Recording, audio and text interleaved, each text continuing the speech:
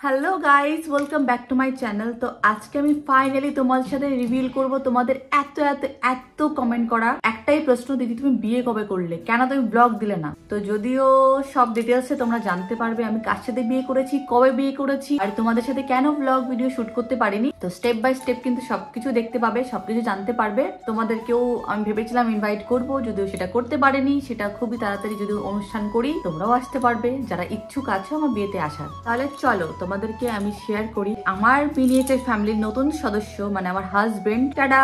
আমাদের মিনিয়েচার ফ্যামিলির নতুন সদস্য হলো তোমাদের দাদা। Hi guys.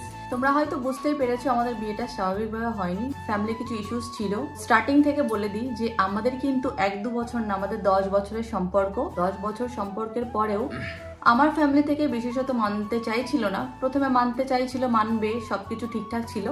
বাট যখন বিয়ের টাইমটা আসলো তাদের কথা যে ছেলে ভালো চাকরি করে না, বিভিন্ন রকম এক্সকিউজ ছিল, যে কারণে আমার এই সিদ্ধান্তটা নিতে হয়েছে। তোমাদের সাথে আমি এক এক করে পুরো স্টোরিটা ক্লিয়ার করব।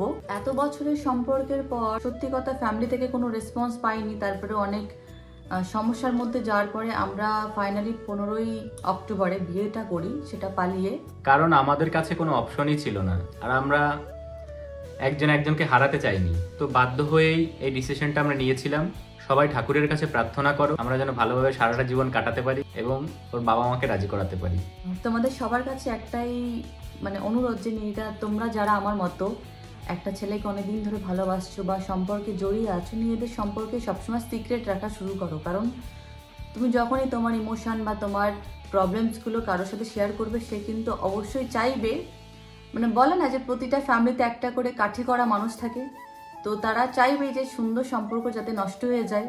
তো আমার সাথেও তেমন কিছুটা হয়েছিল। এখন অবধি আমার বাবা মাকে অনেকেই বিভিন্ন রকম উল্টো পাল্টা কথা আমার সম্পর্কে বানিয়ে বানিয়ে বলেই যাচ্ছে, যাতে আমি আমার বাবা মার থেকে দূরে থাকি, সাথে ও যেন আমার ফ্যামিলির সাথে কোনোদিন অ্যাটাচড না হতে পারে। এই বিষয়টা তোমাদের সাথে ক্লিয়ার করি।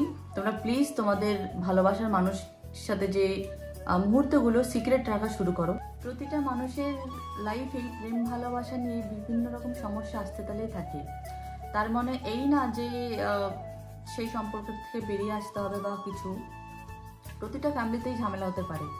আমি ওকে চাইতাম, ও আমাকে চাইতো বলেই কিন্তু আজকে আমি এই পজিশনে আছি। হ্যাঁ, অনেকেই আমাকে এখন ব্লেম করবে যে তুমি এইভাবে কেন তোমার বাবা মাকে কষ্ট দিয়ে এলে। কারণ কি, আমি কখনো জেনে শুনে একটা ছেলেকেও কষ্ট দিতে পারবো না, আর আমি আমার ভালোবাসা ত্যাগ করে আমি অন্য একটা মানুষের সাথে থাকতেও পারবো না। জীবনটা তো আমি পার করব। তো বাবা মাকে অবশ্যই, প্রতিটা বাবা মাকেই যে প্রতিটা ছেলে মেয়ের ইচ্ছা অনিচ্ছা একটুখানি জানা উচিত। আর আমার মনে হয় না যে 10টা বছরে আমি ওকে ভুল চিনেছি, যদি এখনো লাইফ অনেকটা বাকি আছে।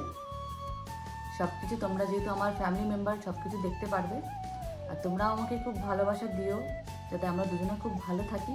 একদিনে 10 বছরের লাভ স্টোরি বোঝানো সম্ভব নয়। তোমরা যদি আমাদের লাভ স্টোরি সম্পর্কে জানতে আগ্রহী থাকো তাহলে কমেন্ট বক্সে জানিও, আমরা পার্ট বাই পার্ট আমাদের লাভ স্টোরি শেয়ার করব। আমার এই ভিডিওর থ্রুতে একটা মেসেজ আমি আমার ফ্যামিলিকে দিতে চাই। বাবা, তুমি হয়তো আমার ভিডিওটা দেখছো বা যে কেউ দেখে থাকো, আমার বাবার কাছে প্লিজ এই ভিডিওটা একটুখানি দিও। আমি খুব ভালো আছি বাবা। হয়তো অনেকের কথা শুনে আমাকে ভুল বুঝছো, তর্ক বিতর্কে মনোমালিন্য হতেই পারে, সেটা রাগের মাথায় অনেক কিছু মানুষ বলতেই পারে, বা আমার কথা হয়তো তোমাকে কেউ ভুলভাল বুঝিয়ে তোমাকে অন্যভাবে প্রেজেন্ট করছে। কিন্তু তোমার উচিত ছিল একবারও তোমার মেয়েকে বিশ্বাস করা। আমিও সন্তান হিসেবে হয়তো অনেক ভুল করেছি, কিন্তু বাবা একবার প্লিজ আমার সাথে কথা বলো। আমি তোমাকে ভীষণ মিস করছি। আর আমি খুব খারাপ নেই, সব থেকে মিস করছি যে তোমাদের সবাইকে, যে বাড়ি থেকে মোটামুটি প্রায় 2 মাস হলো, 2 মাস হতে গেলে আমি চলে এসেছি। প্লিজ বাবা একবার আমার সাথে কথা বলো। আর প্লিজ কারোর কথা মানে বিশ্বাস করো না, অন্তত আমাকে একবার বিশ্বাস করো যে আমি কথাগুলো বলেছি কিনা। তোমাকে হয়তো বিভিন্ন মানুষ বিভিন্ন মাধ্যম দিয়ে অনেক কথা অনেক কিছু বলছে, তুমি সেটাকে বিশ্বাস করে নিচ্ছ।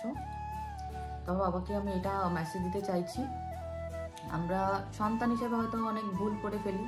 আমরা ছোট সন্তান, ভুল করেছি, তো পারলে আমাদেরকে ক্ষমা করে দিও। আজকে আমি তোমাদের সাথে শুধু এইটুকু শেয়ার করলাম। তোমরা যদি কেউ জানতে ইচ্ছুক হও আমার দুজনের যে আমরা যে স্ট্রাগল পিরিয়ডটা গেছি লাস্ট 1-2 মাস ধরে তোমাদের সাথে ভিডিও আপলোড করতে পারছিলাম না, সেটার একটা ডিটেলস আমি ভিডিও তোমাদের সাথে নেক্সট পার্টে শেয়ার করব।